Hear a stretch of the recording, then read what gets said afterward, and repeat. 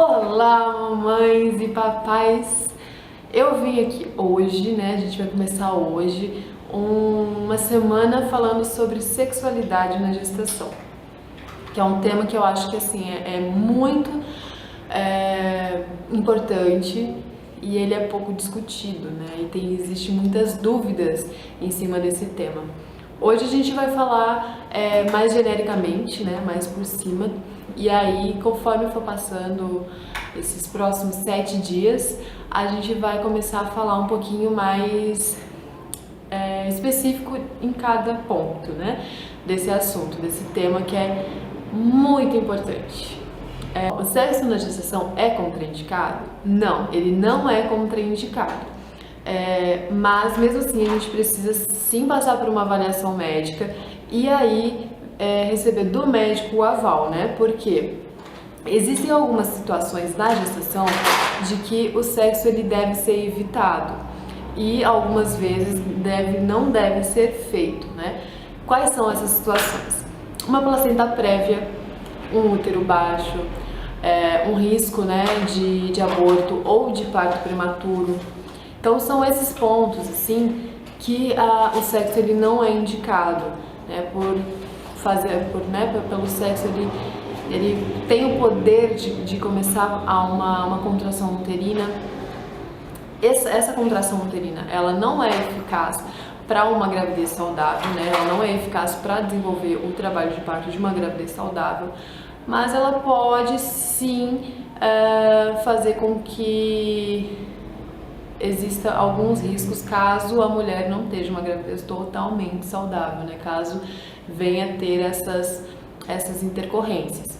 Então, além de tudo, né, da gente saber de que é um ato saudável, a gente precisa sim passar por uma avaliação médica antes, para ter a certeza de que tá tudo bem. Durante o ato, é possível que a criança se mexa, né, que a barriga fique dura, e essas coisas são super normais. Não significa que o bebê vai estar sentindo o que vocês estão sentindo, né? Ele, na verdade, ele não tem ideia do que está acontecendo ali.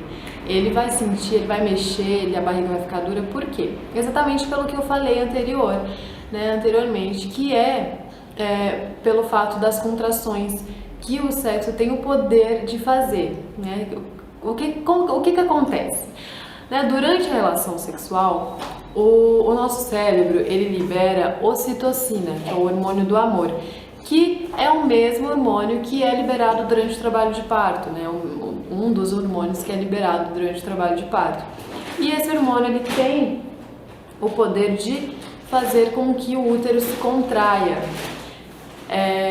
Como eu falei anteriormente, essa contração ela não tem o poder de desencadear um trabalho de parto em uma gravidez saudável, mas em uma gravidez de risco, ele pode ser um pouco arriscado. A gravidez de risco pode ser um pouco arriscado, né? Por que não tem o poder de desencadear o trabalho de parto?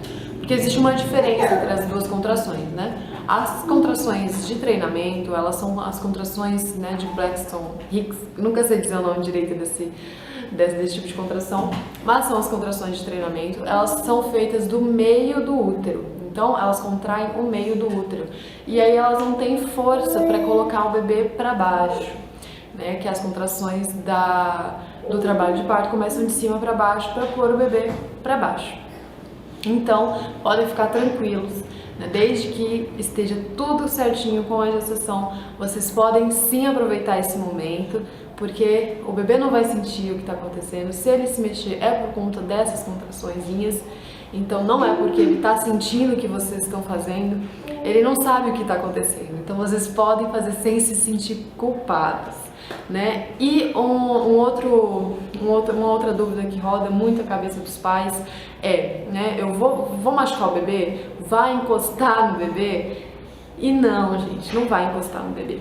Porque o bebê ele tá muito protegidinho lá dentro do útero, né? O colo do útero ele é totalmente fechado, então não tem como o papai encostar no bebê, não tem essa possibilidade. Então vocês podem ficar tranquilos quanto a isso também, né? Porque o bebê, além de não sentir o que está acontecendo, ele também não vai sentir cutucada nenhuma.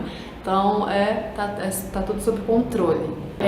Outra coisa muito importante é sobre a libido da mulher durante a gestação. Existem alguns altos e baixos da libido da mulher durante a gestação, principalmente, né, no primeiro trimestre e no último trimestre, que são uns trimestres mais turbulentos, né? O segundo trimestre, ele é um trimestre mais calmo, porque a mulher já vai ter assimilado tudo que estava acontecendo com ela, com o corpo dela, no primeiro trimestre, e não vai ter aquele peso da barriga, né, aquela ansiedade do último trimestre. Então, o que acontece? Normalmente, a libido da mulher, ela cai no primeiro trimestre, exatamente pela descarga de hormônio que ela está recebendo, né, pelo não saber o que está acontecendo direito com o corpo dela. E aí ele volta a subir no segundo trimestre, que é o trimestre mais calmo, que ela não sente tanta dor, que ela ainda não está tão cansada. E ele volta a cair no terceiro trimestre, né, por estar cansada, por estar ansiosa. Isso não é uma regra, tá, gente? A mulher, mesmo com o primeiro e o último trimestre sendo mais turbulentos, ela pode sim ter a libido alta também nesses 2 trimestres, não só no segundo. E também como pode ter aquela mulher que não sente vontade nenhuma nos 3 trimestres. E isso tá tudo bem, tá? Tá tudo bem, tá tudo tranquilo. A mulher sentir ou não sentir vai de cada mulher, né? A mulher ter libido alta ou não ter, vai de cada mulher, de cada organismo, ele responde de um jeito diferente à gravidez, né? E responde de um jeito diferente para isso também, né? Da gravidez para a sexualidade. Por mais que a mulher entenda que tá tudo bem, que é tranquilo, né? Que não tem problema nenhum, ela simplesmente não sente vontade. Ou sente vontade demais. A prática do sexo no terceiro trimestre, ele é muitas vezes estimulado até pelos médicos, né? Ou é mais pelas obstetrizes, né? E pelas doulas. Por quê? Acredita-se que a relação, ela estimule o canal do parto, faça com que esse canal fique mais fortalecido e assim ajudando no trabalho de parto. E também acredita-se que o sêmen do homem, ele tenha uma propriedade que ajude ao colo ficar mais macio, né? Ficar mais macio e, por consequência, ficar fininho mais rápido. Então, ajuda na dilatação da mulher. Não significa que a gente vai estar lá e o homem vai pôr o sêmen e aí do nada vai estar dilatado. Não é dessa forma, mas aos pouquinhos ele vai ajudando a dar aquela maciadazinha no colo e o colo vai ficando mais fininho, com mais facilidade e assim auxiliando na dilatação e consequentemente um trabalho de parto mais tranquilo, né?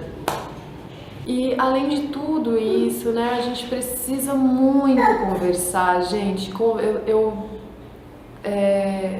fico nesse ponto, sempre pressiono essa mesma tecla que a gente precisa conversar, gente. Conversem com os seus parceiros, conversem um com os outros, exponha o que vocês estão sentindo, o que está acontecendo, fale o que está acontecendo com vocês, para que assim vocês... Filhos, para que assim vocês entrem em um acordo, né? Vocês consigam se entender. Eu vim dar um oi.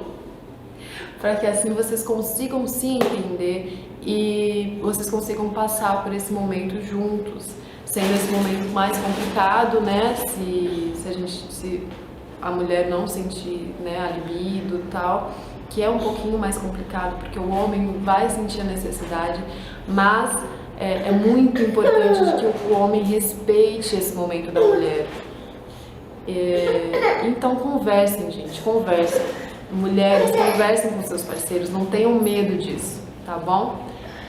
E o vídeo de hoje é esse, né? Como eu falei lá no início, é um vídeo um pouco mais informativo, mas ele é mais genérico, um pouco mais por cima do que rodeia todo esse assunto. E aí, conforme esses próximos 7 dias que eu vou falar sobre a sexualidade, eu vou me aprofundar um pouquinho em cada ponto. Já se inscreva no canal, deixe o joinha aqui, que é para espalhar isso para mais mamães, e esperem o próximo vídeo.